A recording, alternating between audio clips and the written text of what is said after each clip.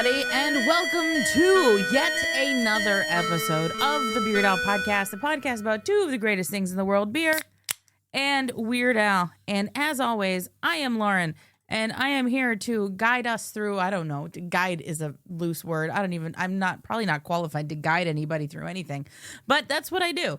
So I am here to take us through the, right now we're talking about Polka Party, right? We're talking about Weird Al's 1986 album Polka Party, and we're in on side 2 now, and we're on to the track Don't Wear Those Shoes.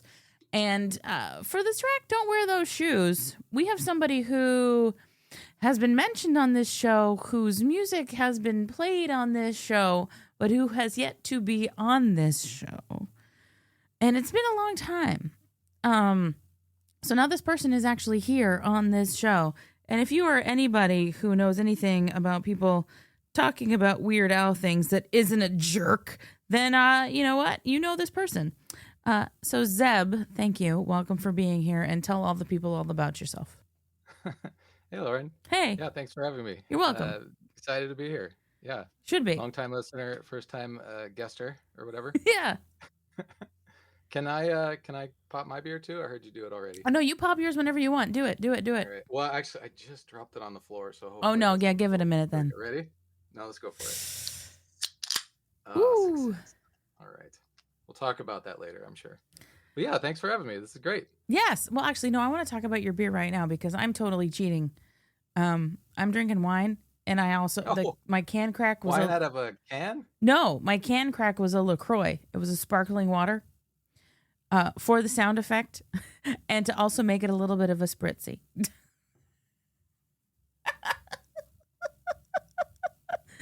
So, you are bringing the beer to the Beard Al podcast today, my friend. So, in that note, in that vein, you should probably talk about it. All right. So the beer that I just spilled, knocked over and then opened and didn't spray all over me is called. It's a bit of a stretch. I couldn't really find one that paired too well, but it's called Coffin Dodger. Ooh. And the reason I picked that is because of the line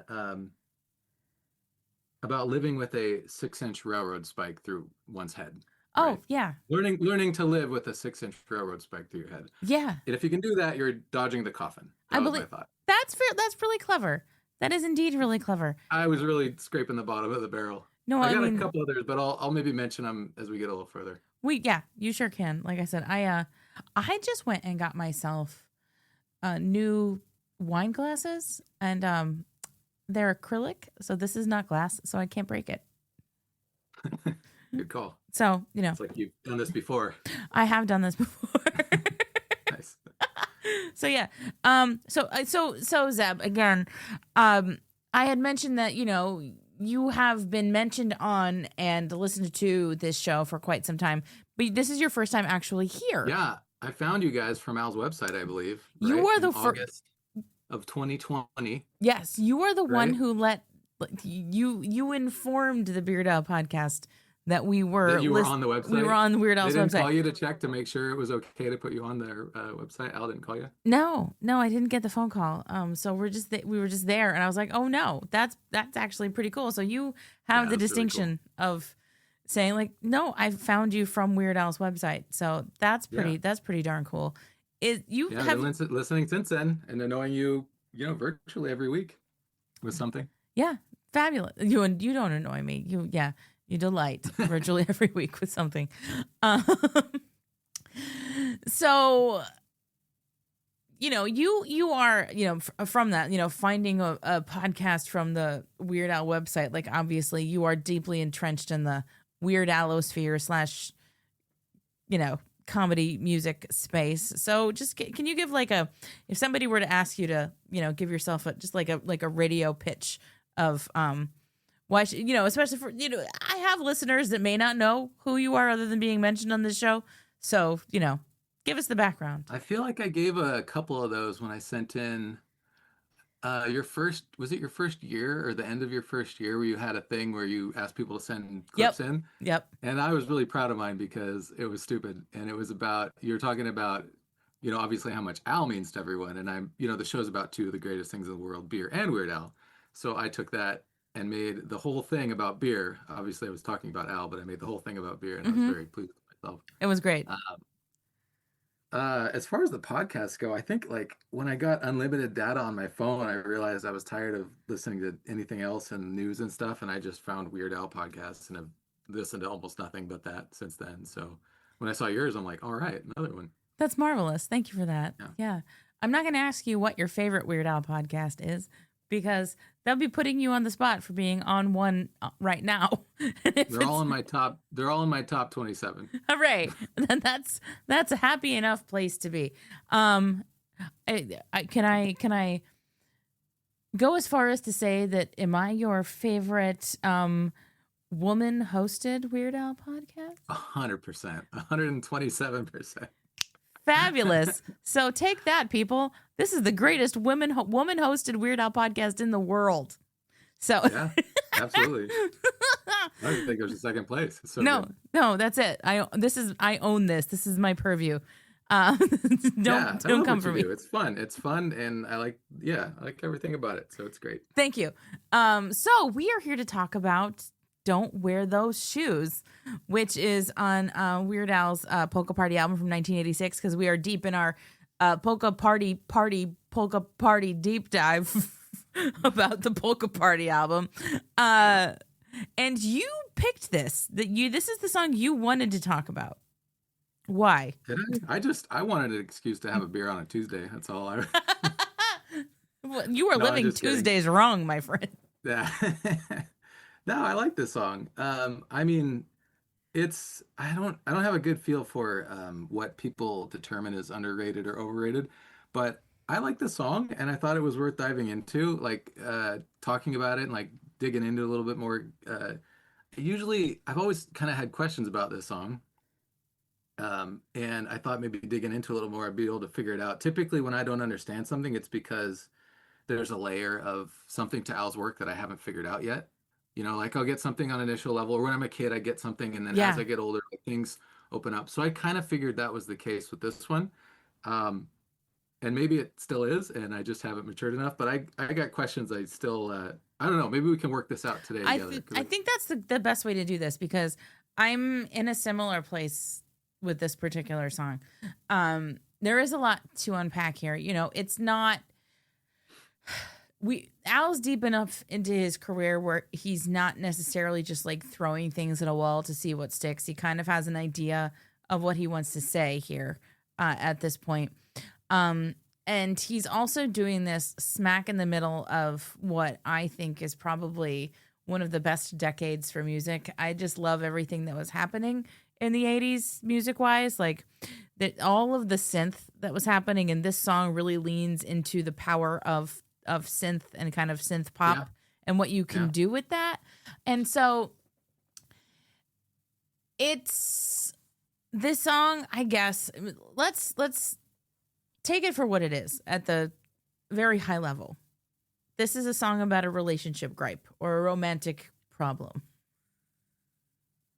Potentially, yeah, About shoes. No, yeah. we talked about this song on this show, but it's been a very, very long time. It's been at least 3 years since the song has come up Yeah, on this show. I feel like I listened to it like a few weeks ago. Once we talked about this, I was like, I should go revisit what's already been discussed. Yeah, I know. But I Well, don't remember. I don't really remember. I don't either because I didn't re-listen and I'm a different person than I was. That's right. 4 years. But I guess at the crux of it, right? It's this weird like I have one problem with you, but it's a really big problem.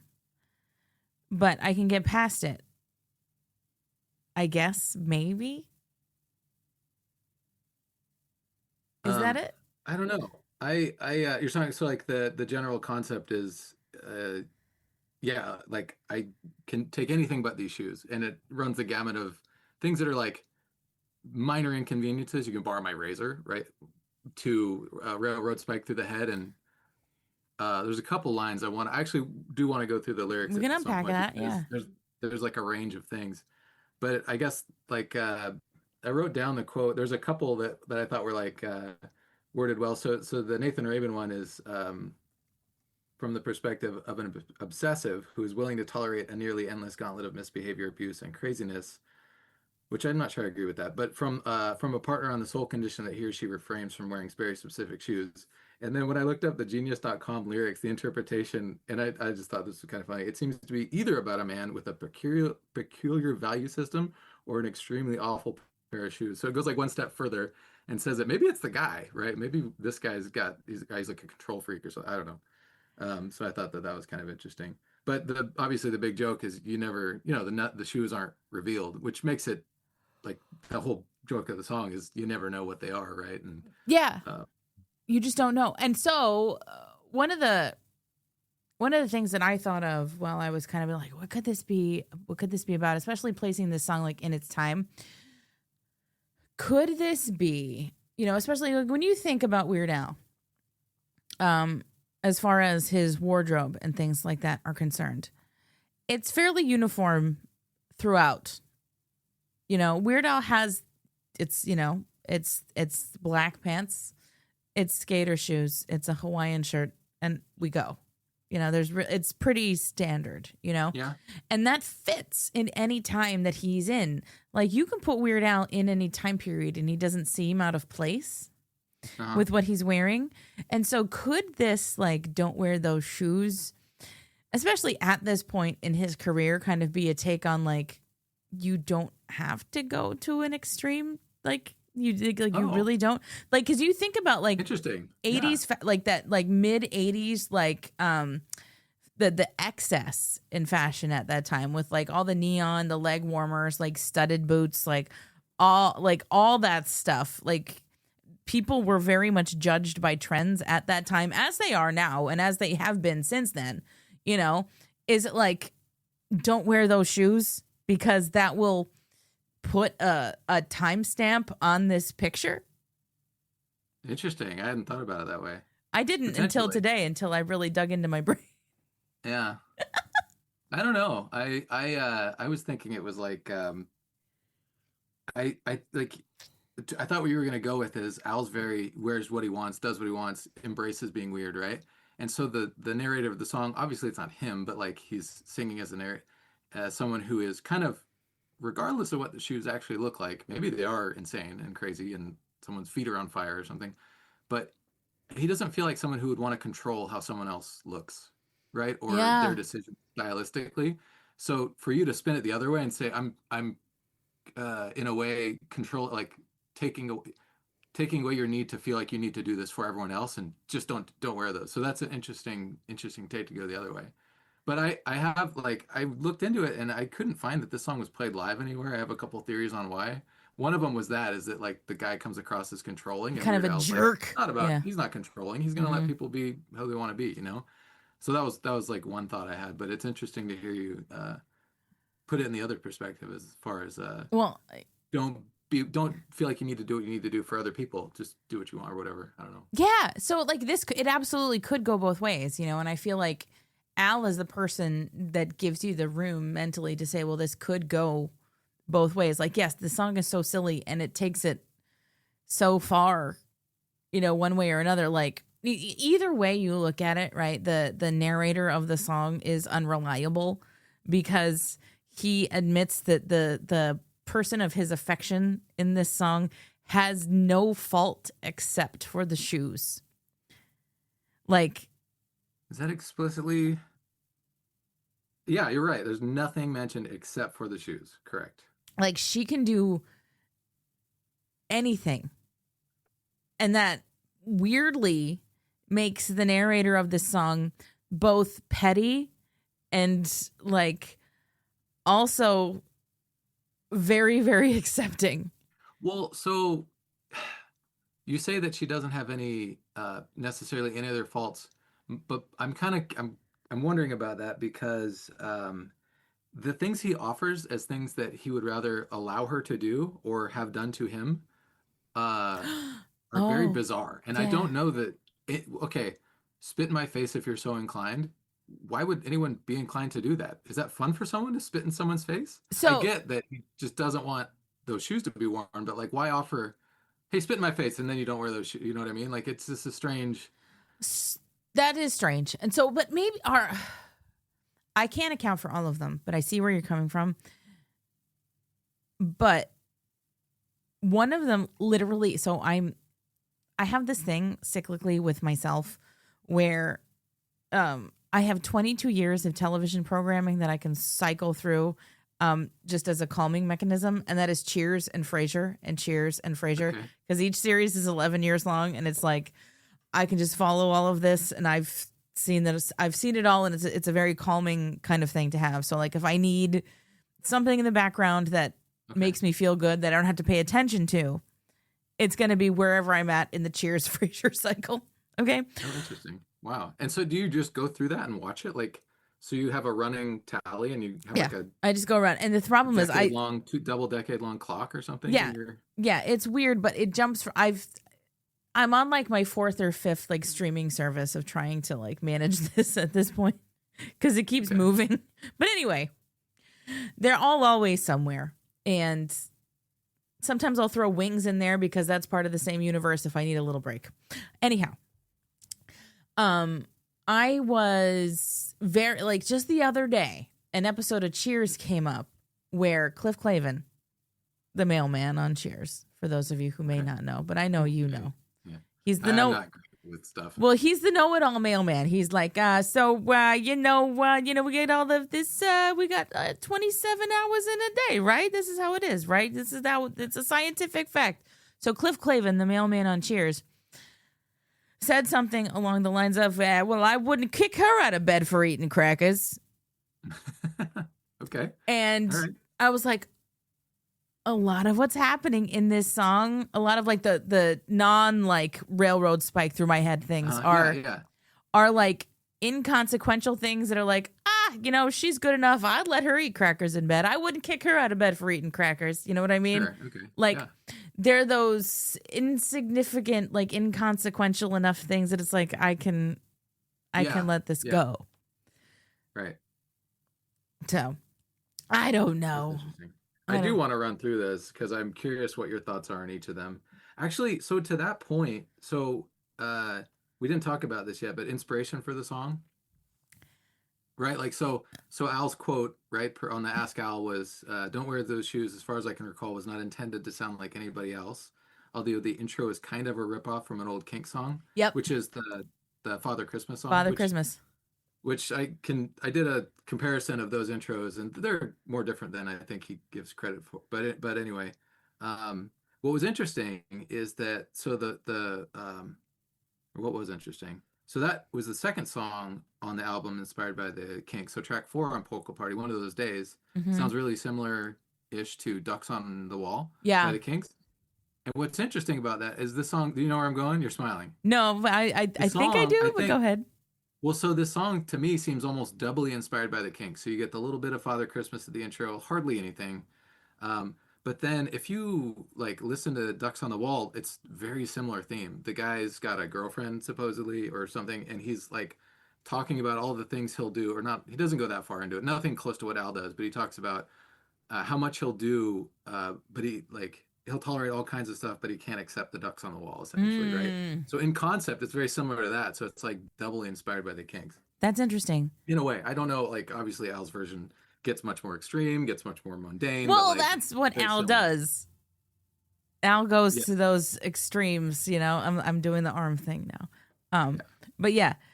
But that's a really good point, and I feel like that can't be an accident with all of the Kinks stuff, because I feel like there's a thread through a lot of what Al does, whether it's like musically explicit or not, that is, I don't want to say kinky because it's not kinky, but it's, it's related. It's related to the Kinks in a lot of ways, because there's that like, there's a serious meaning to this, but there's also an irreverence that's happening at the same time. Yeah. I almost feel like he was heavily pushed to do a Christmas song, may have started the research with Father Christmas by the Kinks, right? Got a little snippet out of that, realized that the jam doesn't work for the song, ended up doing Christmas at Ground Zero. Yeah. but in a way, like the Father Christmas song's all about class imbalance and stuff. And I'm wondering if it's a minor, subtle influence to the Night Santa Went Crazy later, where it's all about like this guy's been, obviously the whole thing inverted, right? It's not Everything's a the whole balance. population. Father Christmas is about what's the lines are. Give the toys to the rich kids. We need money, right? That's what the Yep. song's about. So I was envisioning maybe it's something like that where it's about imbalance, and now this guy realized he's getting the raw deal. Um, but Wow. then I mean, even in We're addition to painting that, like we're painting a huge picture here now, and I think it's getting too big. Yeah, maybe a little, but it's maybe fine. a little too much.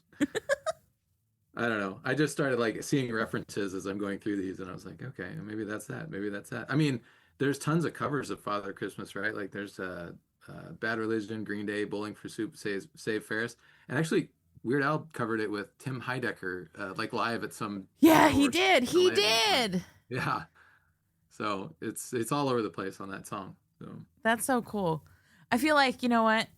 Let's throw it to a ad break right here very quickly, because we want to go through these lyrics a little more yeah, line by line, and I don't want to take a break in the middle of that. So let's throw it to an ad break here, and then we're going to come back and kind of take a more in-depth look at the lyrics, and before we wrap up, we're going to give it a rating on a 1 to 27 scale. So we'll be right back after these breaks. This one break. It's just one break. They're ads, but it's one break. Is your popcorn ready? Then pull up a chair and join me, Robert Yanis Jr., at Crooked Table Productions, where we discuss the world of film from a fresh angle on 2 exciting shows. On Close Watch, we get to know our guests through the movies they love, from current hits to timeless classics. And on Franchise Detours, we believe no movie series travels in a straight line as we explore the journeys of series like Rocky, X-Men, and Child's Play. Both Close Watch and Franchise Detours are proud members of the OddPods Media Network. Find them wherever you get your podcasts and on crookedtable.com. We'll see you at the movies. Each of us identify with one of the Golden Girls. I'm Sophia, Aaron is Dorothy, Kristen is Sweet Rose, and each week we'll have a guest sit in the Blanche spot, the naughty seat. Come join us on the lanai for some cheesecake. Part of the OddPods Media Network. Hey, Jeff. Yeah, Jeff? Remember yesterday I was telling you how I wished I could have seen one of Billy Joel's sold-out shows at Madison Square Garden? Yeah, I said you should go see Taylor Swift instead. She's the modern-day Billy Joel. Well, today my phone said I should read an interview with Billy Joel where he talks about both retirement and Taylor Swift. Oh, man. It's always so creepy when that happens. We should do a podcast about how our devices are always listening to us. We already do. It's called Suggested Articles. A podcast? We talk about how technology is always spying on us and how those tech corporations are such big buttholes. Dude, you can't say buttholes on a podcast promo. Dude, we already did. Twice. Join us every other Monday on Suggested Articles, the podcast, on your favorite podcast app. Part of the OddPods Media Network. If you're into comedy, game shows, and improv, you should come check out BFYTW. We are an adult British-inspired comedy panel show. New episodes release every Thursday through your favorite podcast player or bfytwpod.com. We're also a founding member of the OddPods Media Network and would love for you to join us for some laughs.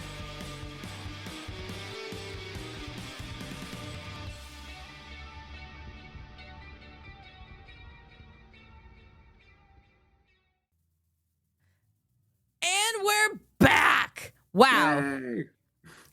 What a break. What an ad break. It was delightful. Yeah, I can't wait to hear what those are. I know. And they're going to be different for everybody. Yeah, half of mine are in Spanish, so I don't know what's going Oh, on. I don't know what that says about you. I don't either. I'm not that good at Spanish. So. No, I don't know. Yeah, I need to listen to my own show more. See what it feeds ads for me. But I listen to it when I edit it, so I don't feel like I need to listen to it after it comes out. Yeah. But maybe I should. Inflate my own listenership a little bit just by myself. Yeah, add a number. I just add that one number, make myself a whole 2 cents. It'd be great. So like we said before that ad break, that delightful, beautiful, wonderful ad break happened. We're going to kind of take a, not necessarily line by line, but we're going to go through it, with a little bit more of a fine-tooth I was comb thinking lyrically. maybe I will, because I have thoughts on these. And Yes. so I thought maybe I'd read the lines and tell me what you like, which category they fall into you. Sure. Which category they fall into for you. Yeah. But before we do that, I don't know if this is a good spot. I wanted to just note the quick comparisons. I did a little analysis between the intro to Father Christmas that Al says he kind of ripped off versus the intro to his song, right? Yes. So you throw that you're going to say that in just a second, and I'm going to tell the people listening to this, if you want to hear what Zeb did to line them up, I do have the audio file, and if you fast forward all the way to the end of this episode, past the end credits, I have slapped that on the end there for your information. So it's there for you if you want to reference it. But if you do fast forward to that, please come back. Anyway, go ahead. Please come back. Well, before you go there, full disclosure, it's not very helpful. I did it as mostly as a way to figure out like what's actually going on between the two. And so when you play them next to each other, I don't know that you would get much more out of mine versus actually just going and listening to the originals. But so real quick, I got, I think 4-5-ish bullet points. The Kinks song is in C major. Al's song's in D major. So half step or a step difference. So the Kinks have the theme and it goes through 8 times and then straight into the song. It just whatever. And then Al's does 3 times and it adds a little turnaround after each third.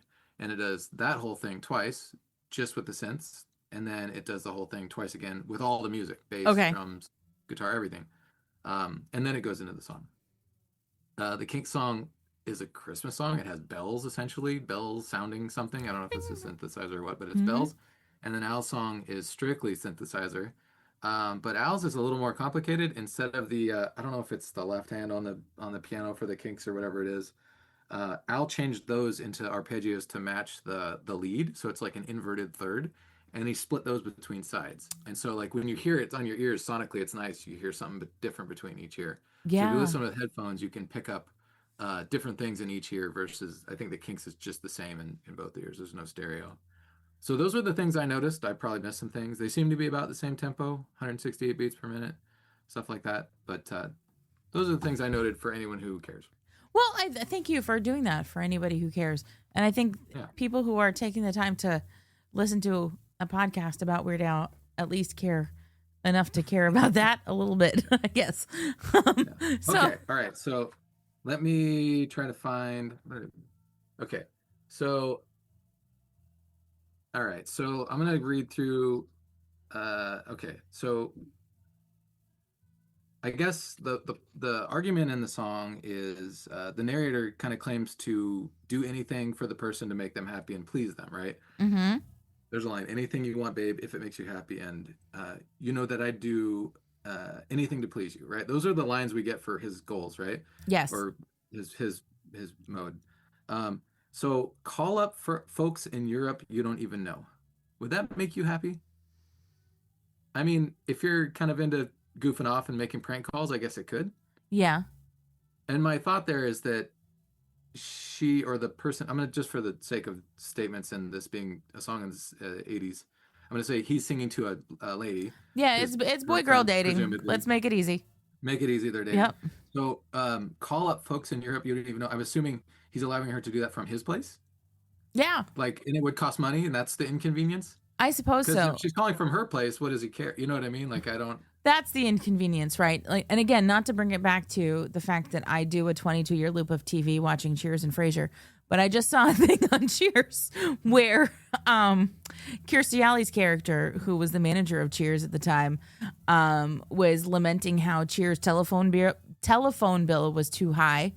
And then she was asking like Norm and Cliff and all the regulars at the bar, like, well, what do you guys do for your long distance? And they're like, well, we use the phone at Cheers. So, yeah, that's the inconvenience. I like that theme song, by the way. I'm a big fan of that song. It's a good song. It's a good song. Yeah. Very right. chill. This one, the next ones I think are, well, I'll go back and forth a little bit. Spend my money. Sure. Spending money can be a good thing. Wreck my car. That's a lot. Would that benefit anyone? Would you like to just wreck someone's car? No, I feel like maybe I hear that line as him saying like, if it happens by accident, I'm not going to be mad at you. Okay. That's how I read that. Like, because have you ever like messed something up for somebody else, like, and you absolutely didn't do it on purpose, and you're like, oh my gosh, they're going to be mad at me. Okay. You know, and they're like, no, it's okay. It's okay. I know you didn't do it on purpose. That's my reading of lines like that. Okay.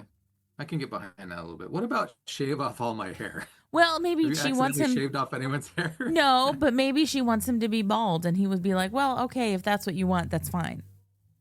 All right. I'm coming around on these, I think. I like this. I like this line. What was that now?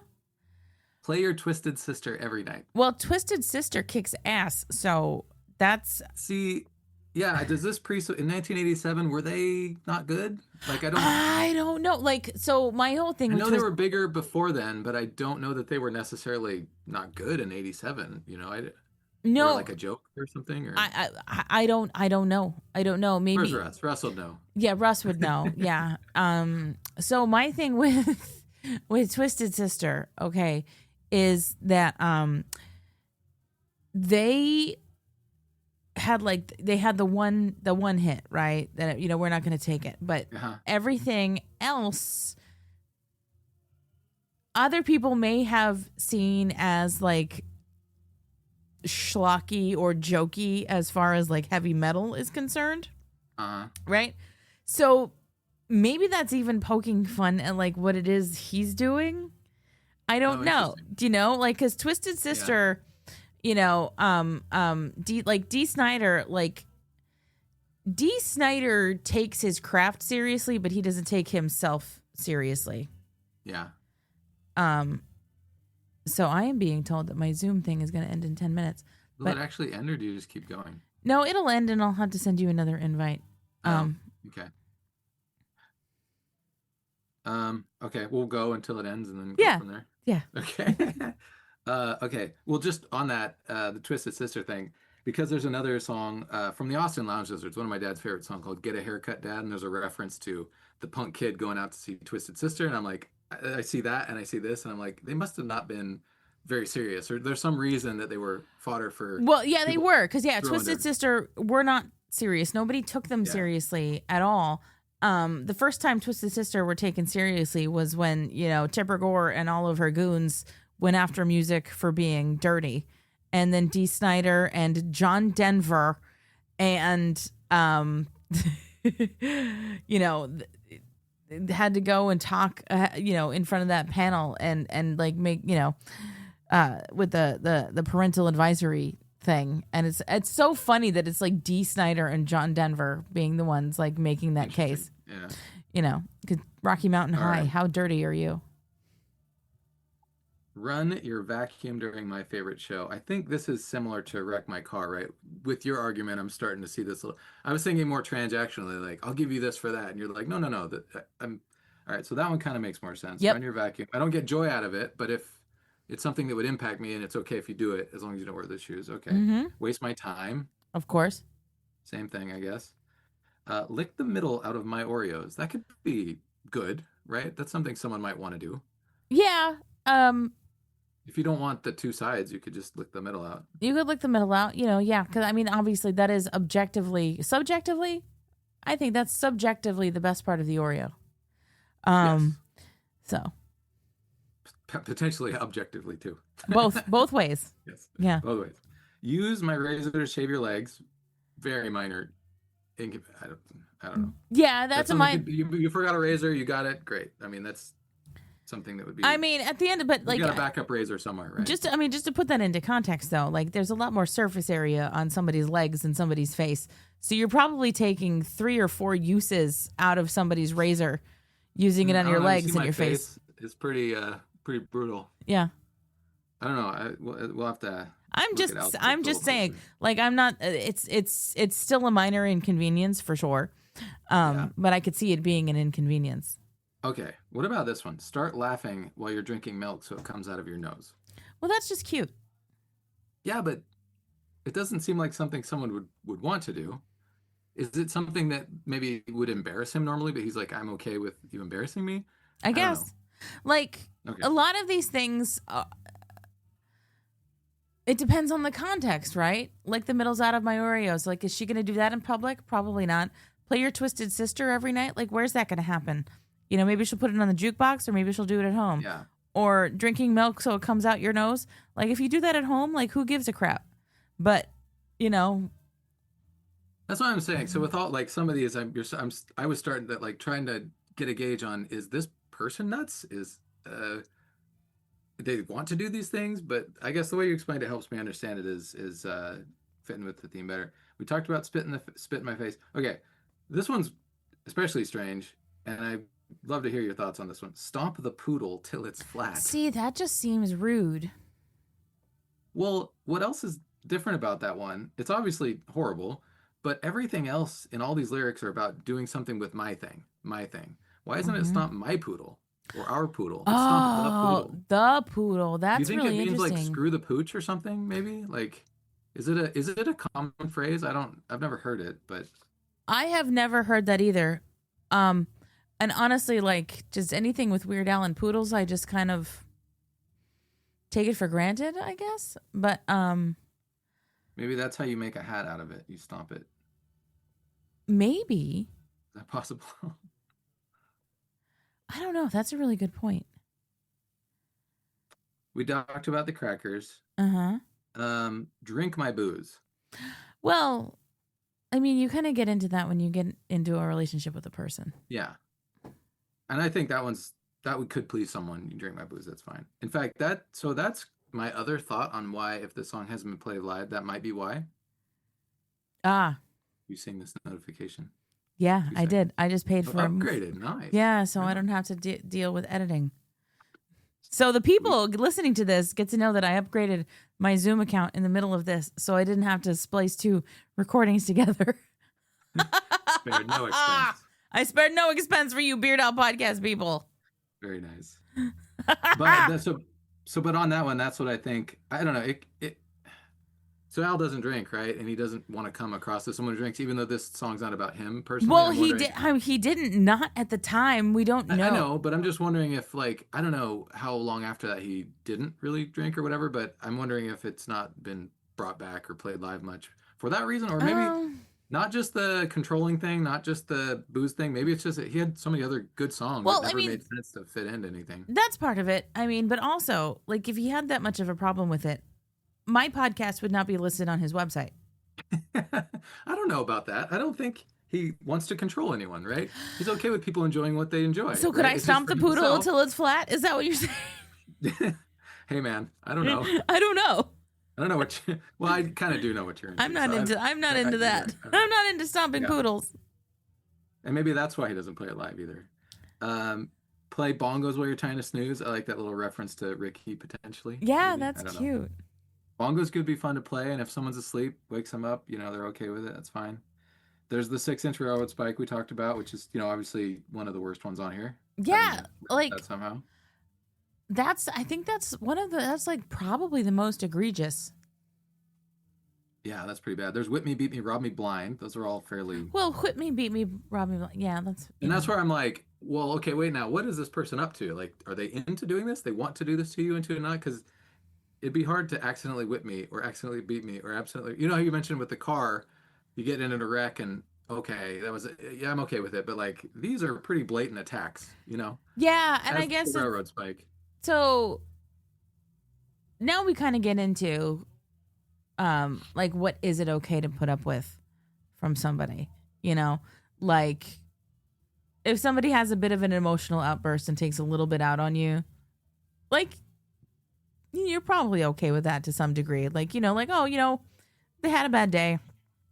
They can yell at me. It's okay. I'm a safe place.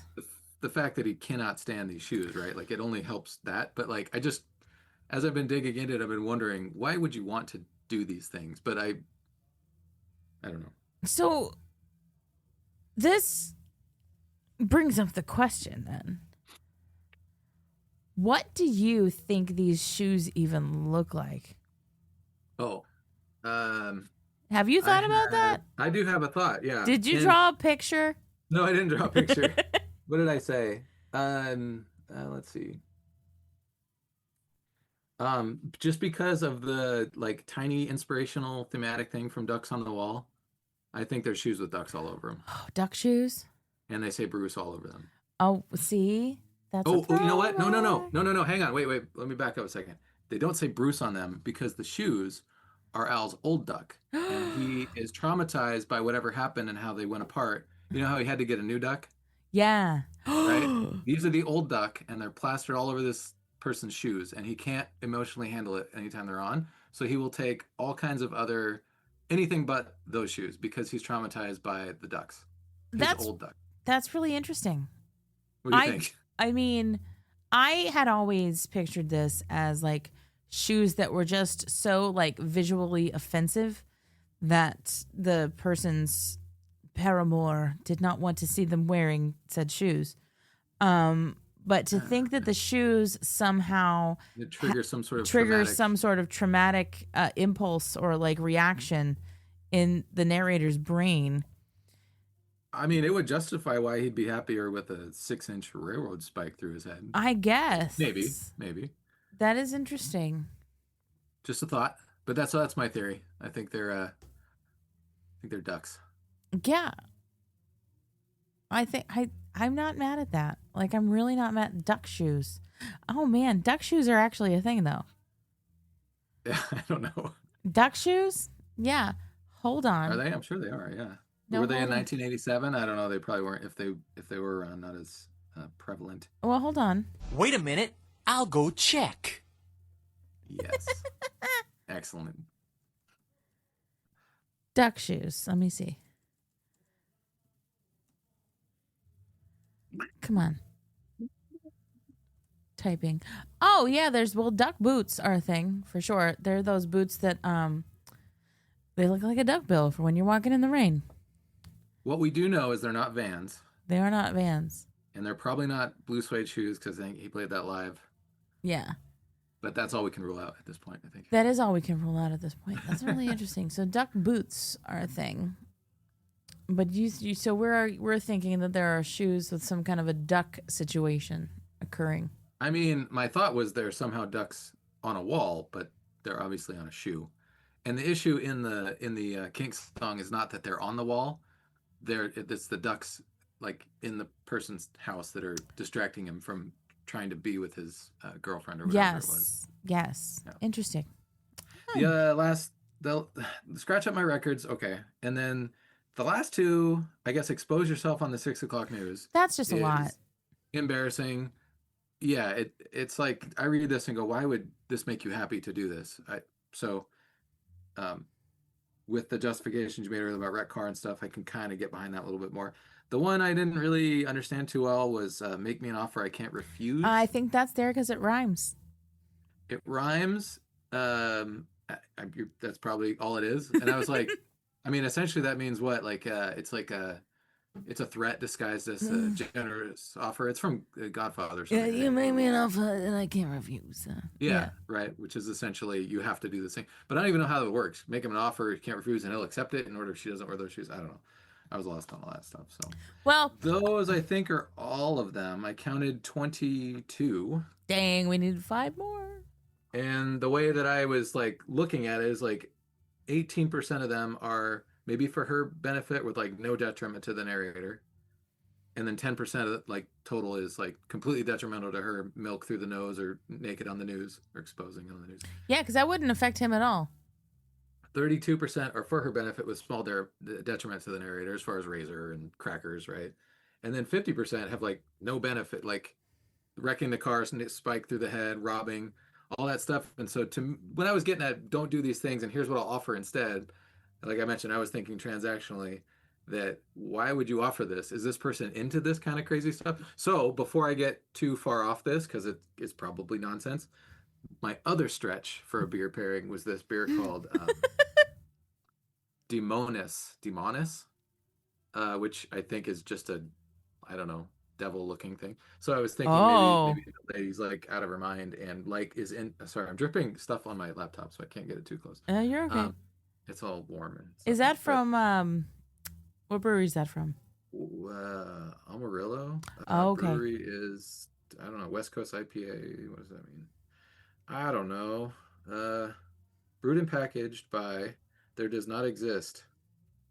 San Luis Obispo. Hey, San Luis Obispo. Hey, All right. look at that. Okay, there's another connection. I didn't even know it. See, look at me pulling out those connections. I know what I'm doing. I kind of what I came recognize that blurry can, and I'm like, what I I came think I know what brewery that might be from. Let me get him to say it. Fantastic. Pulling everything out of me.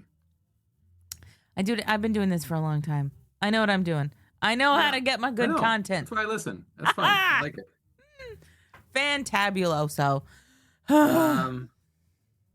So I don't have too much, but I do want to talk about the music a tiny bit because that is the main reason I came on. I like the song. It's a good song. It's awesome. It's a really good song. I love the bass. I love the bass line. The mix and the production's great. I like the little orchestral part in the middle. I really like the delayed start at the beginning of each verse where it's like, yeah, right? That is fun and it sounds awesome. And then I did notice as I was like studying this, there's a line like not thematically, like the structure of the song is very similar to Midnight Star to me. it is. Right? Like the intro has a little piano syncopated thing and it comes in with like a subdued verse in a minor key. I think they're about the same pace. There's a pre-chorus where stuff comes in and it's like 16th note, like they both do that. Yeah, they're very similarly paced. I just mentally did a thing. They both have the like big singing on the chorus with I think they all have the choir backup singing, right? Yeah. I think Lisa Pupil and like the Water Sisters are on Yep, this. yep. I couldn't tell if they're actually on this song or just on other songs on the album, but it sounds like the structure of the song is very similar to Midnight Star, and I love Midnight Star. So like this one's just another cool rock song. I did notice the like the rhythm guitar, in my opinion, was just a little too quiet. I like it a little bit louder. And there's like a really rad pick slide at the end, right before it comes back in after the breakdown. But then it slides into nothing. Like usually you have a pick slide right into like a burst of a guitar, and it pick slides and then it goes into just nothing. Quiet synth and stuff. And I was like, ah. That's such a Weird Al thing to have happen. What do you mean? A pick slide into nothing? Why would that be just like as a joke? Yeah. We're gonna rip this up and then it just stops. Yeah. Well, think about it. But there's rad guitar throughout it too. And just like in Midnight Star, there's like cool little side fills on guitar, Yeah. And so like those are throughout the song, but then there's really no rhythm guitar to make it really like. Yeah, because we're still I guess we're still. It's not the era. It's not the right type of song, right?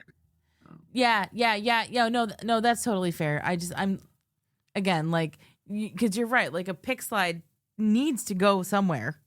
And I didn't really think about that or notice that. And now I'm like, I know exactly what you're talking about. And it's also like that pick slide starts and the fill should be, you can't see my drums here, but it should be like a snare and a hard cymbal right when the pick slide starts. But he starts the fill back in with a kick, which is like a lower kind of, you don't notice it as much. And so I feel like the intro back into the very last chorus is kind of like, it should have just a couple tweaks and it would have been like, I don't know, more intense. But I love the song. And actually, when I did that little intro, I did the bass part too and got like the part of the thing going. I'm like, I got this started. I'll probably have to do a cover of this because I like the song and it's fun. It's a good song. It's a wonderful song. And as I was going through it, I noticed the structure sound of Midnight Star. And then there's a line where the vocal run is very similar to Everything You Know Is Wrong.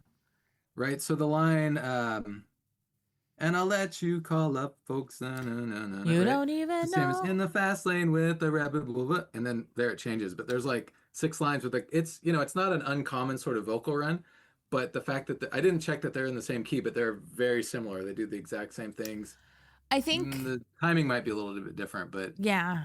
So I feel like that one was really grabbing at straws a little bit. But no, that's totally fair. I think a fun study to do that I don't know if I ever will have the mental power to do, but we'll see. I have this platform, so who knows?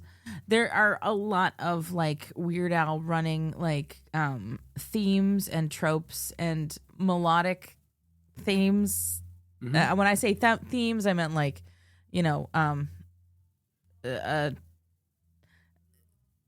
structurally, vocally, kind of like lyrically kind of stuff, but then like there's also musical themes that he hits on a lot, and structural things with songs and stuff. There's a lot of things that he hits on a lot. And I think I don't normally pick up on them though, but this one probably because I was like studying the song, they started jumping out at me. yeah, so they do exist, especially if you spend a lot of time like digging into his like originals and his style parodies and all that stuff. There's places where you can tell that like even when he's trying to do something that sounds like somebody else or is trying to fit into a particular genre or something like that, he will lean on things that he's comfortable with, and like you find them, like, you know, either it's chord progressions or chord patterns or just like little rhythmic things that you're like, oh, that's Weird Al doing the thing that he like, that's his pocket and he's gonna take his pocket and make it fit in this other stuff. So it's just a perfect little thing to notice, you know, and it's because he's a guy doing the thing. You know, he's going to have stuff that makes it absolutely him. And it's just a fun little thing to notice. But like, yeah, it's fun to have these kind of conversations about it for sure. Yeah, to that point, maybe not musically, but like thematically, right? I mentioned bongos, which was referenced in Ricky. You know, not, these are just like random pulls. Oreos from the Future song, The White Stuff. Sure. Right? My razor to shave your legs. I don't know if it's the same razor to shave your back hair from I'm So Sick of You, yep. right? I don't know. There's, you know, poodles mentioned, poodle Poodles. hat, right? Like there's similar themes that he likes, and they're on display here. And I wonder if this was like, it feels like a, I don't know, what's it called? He's got a lot of ideas in the song that are like in other things, right? So like certain parts of this were taken and turned into another song in the future, or taken, you know, I don't know. Yeah. I don't know the process. Well, or anything, again, but I see things and I'm like, that's neat to see. It is Some cool. sort of minor reference to something else he does later. Again, because it all came out of his brain. So like he's gonna have his little touchstones that he makes sure he hits on, and like clearly the man likes Oreos, and he can and did and should and still now enjoy Oreos. Yeah. Fantastic. So, do you have anything else that you've written down that you need to make sure you speak about? The third beer that I picked, which also a stretch, because it's shoe related, I think it's called Jandals, Togs, and Stubbies. By the way, for those, those are shoes. I'm not drinking all these. I just drank the first one, but I don't know. Oh, fantastic! I see that. Yeah, that's about shoes. Yeah, I don't know who it's by or something, but it looks fun. So that was the one that was.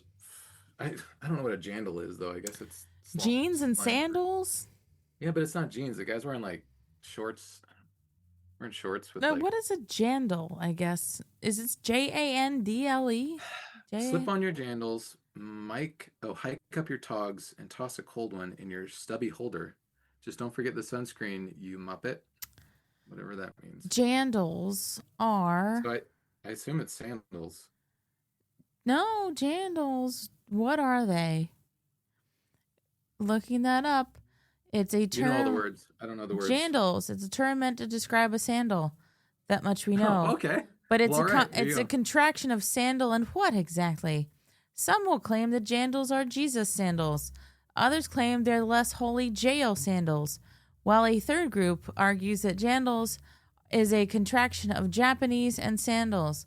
Is it one? All three? Time to settle the debate once and for all.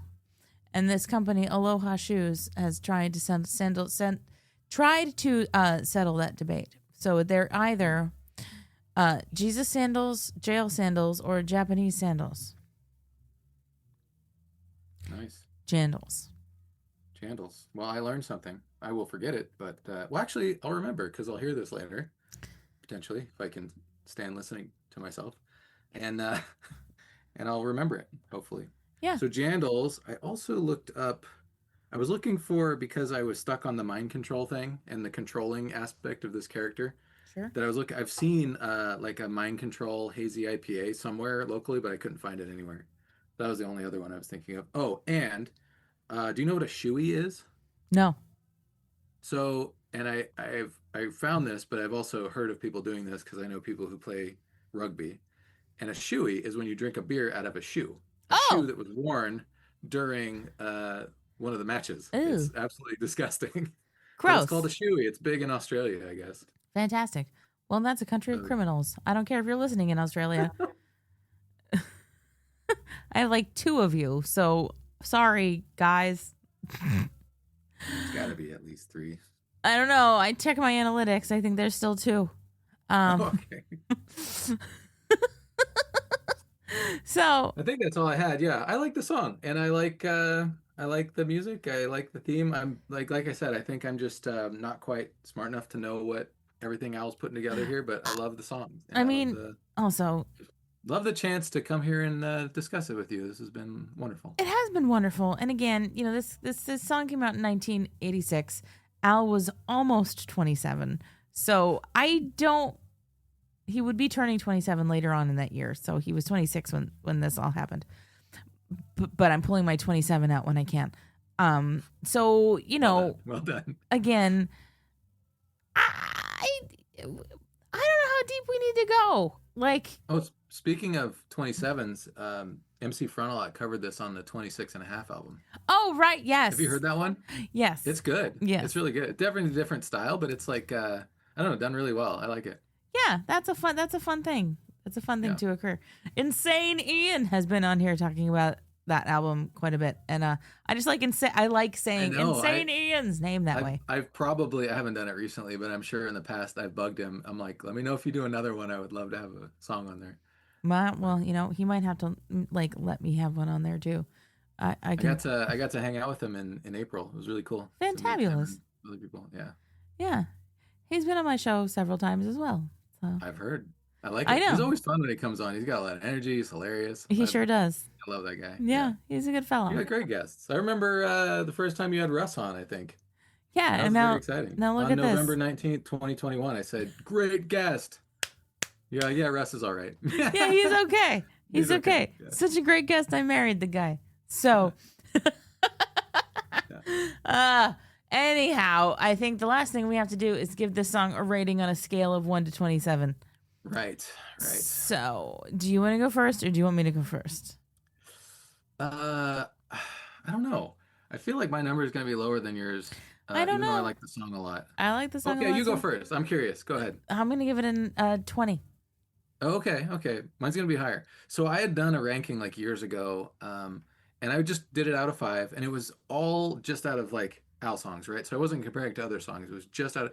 The problem is my dad was all screwed up, and I had a ton of 4s and 5s and very little 3s and 2s and 1s. That's not completely accurate. So I gave this one 3.5, and when I convert that out of a scale of 27, it's like 18.9, which seems low. So I'm like, I'm gonna say 23. 23 Okay. feels good. I like the song. I like everything about it. I don't think I understand it, but I like the music. I like the concept. It's a great joke, and obviously there are songs I like a lot more, right, on the album, on all of that stuff. Yeah. So I can't quite give it a 26.5 or a 26.9. Well, that's why I went 20, because I have to do this with every song. Do on you this know, album. like, you feel, it sounds like you guys have a better feel on like what is the, like, what do you call it, the general census on a song, like in the public? I mean, I don't see people talk about it a lot. I don't know where to see that. I go with my gut, and here's the thing: I'm not going to crap on a song that I know somebody loves. We got to talk about Toothless People here soon. So classic. I know, but is that next week or next time? Yeah. Nice. So we've got. Thank you for leading me into my. Let me tell you what's coming up next. Segue. Robert Yanez Jr., who hosts Close Watch and Franchise Detours. He's a big movie podcast guy, and he's also part of the OddPods Media Network. And I've been on his show several times. He's been on this show many times. He and I actually manifested Weird, the Al Yankovic story before it ever happened, because I was listening to that when you did it. I was very excited. We did it. I'm connected to the cosmos, so that's right. We made that happen. Nobody can tell me differently. So he will be here to talk about Toothless People, and in preparation for that, we are all also going to watch the movie Ruthless People. So Nice. it's going to be an episode where we're. No, I saw that as a kid. Yeah. And I was, for the longest time, I didn't realize this song was from that movie because I remember like the weird duck masks and stuff as a kid. I don't know. So I've never actually seen Ruthless People, so it's going to be fun. We're going to have a good time with it. So hooray. But before we sign off with this, because you are 3 hours behind me, so it is after 10. It is late for me. No, it's fine. We're wonderful. Is there anything that you would like to promote or share or shout out before we call it a day? No, not at all. I just want to thank you for, I think you introduced me to Weird Pals, Timmy's show. Timmy's great. Right? You had him on. I'm like, what? I didn't know about that one. Yep, So thank you for that. I remember that. And yeah, thank you for continuing to, spread all the good Weird Alness. And I love listening and love everything you do. So thanks for doing it. Thank you so much. And thank you for being here. And yes, you're welcome back to talk about stuff whenever you'd like to. So, just get at me with it. Things fill up, but we do what we can. And anyway, folks, yeah. So like I said, next episode, we're going to be talking about Toothless People with Robert Yanis Jr. from Close Watch and Franchise Detours. And so we're going to have that little movie tie-in with it. So if you want to, but in the next 2 weeks, go feel free to watch the movie Ruthless People. Why not? I don't know. It's got to be R, right? It's got to be R, but I'm probably, it's R by like 1986 standards.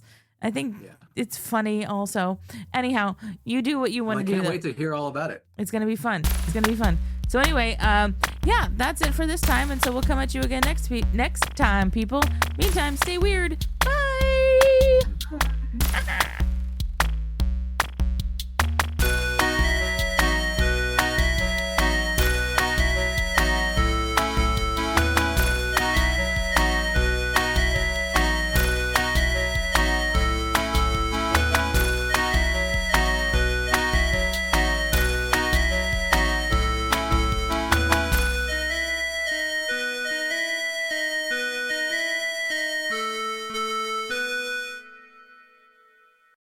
Here's the intro to Father Christmas by the Kinks with mandolins instead of bells in C major.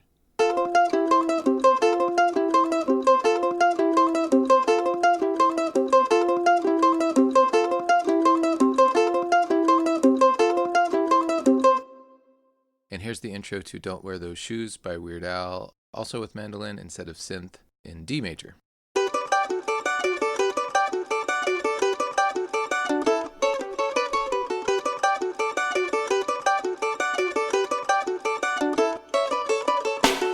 Thank you.